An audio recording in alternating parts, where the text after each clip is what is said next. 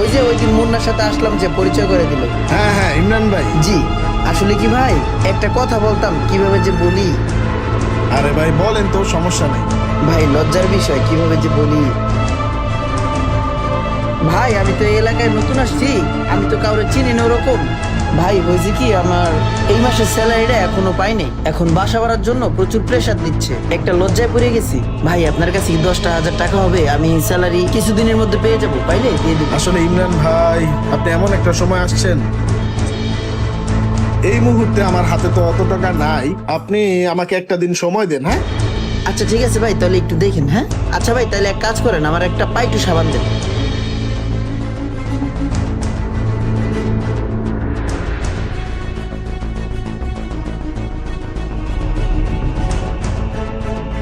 আচ্ছা ভাই তাহলে আসি। ঠিক আছে ভাই, আইসেন আবার।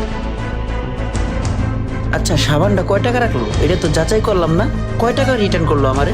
আরে এত টাকা আসলো কিভাবে? আমি দোকানদারকে 100 টাকার নোট দিলাম আর আমার 420 টাকায় ফেরত দিল। যাক ভালোই হইল, ভালো সময় টাকাটা পাইছি, খুব অভাবে আছি। কিন্তু এই 400 টাকার এই লোভ সামলাতে পারি না। কেমন মানুষ আমি! না, এই 400 টাকা রাখা ঠিক হইল না, যাই দিয়ে দিই। এই ইমরান, 400 টাকা হলে তোর কত উপকার হয় তুই বুঝস? তুই অনেক বিপদে আছোস, টাকাটা লয়ে যা। দূর, আমি তো বিপদই আছি, টেয়াটা লয়ে যাই, কে দেখবো? হ্যাঁ নিজেও জানে না যে আমার বেশি টেয়া দিয়ে দিছে। হ্যার কাছেও ভালো থাকবো, প্যারা নেই, টাকাটা লইয়েই যায়। কিন্তু কেউ তো টাকাটা নিতে আমার দেয় নাই, আল্লাহ তো দেখছে। আল্লাহর কাছে কি জবাব দিব? দিয়ে। আসসালামু আলাইকুম ভাই। ওয়ালাইকুম আসসালাম। আপনি মনে হয় একটু ভুল করছেন। আমি 100 টাকা দিছি সাবান কেনার জন্য, আপনি 20 টাকা দিবেন অনলি। আপনি আমাকে রিটার্ন, আপনি ওই জায়গায় 420 টাকা দিয়ে দিচ্ছেন। ভাইয়া আপনি মনে হয় ভুলে 400 টাকা আমাকে বেশি দিয়ে দিচ্ছেন।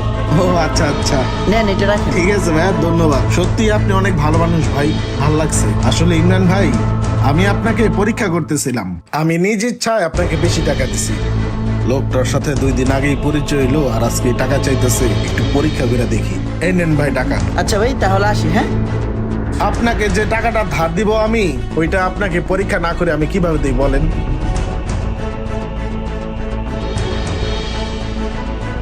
ধন্যবাদ ভাই, আমি কয়েকদিনের ভিতরে আপনার টাকাটা দিয়ে দেবো। হ্যাঁ সমস্যা নাই ভাই, আপনার যখন সুবিধা হয় আপনি তখন দিন, ঠিক আছে?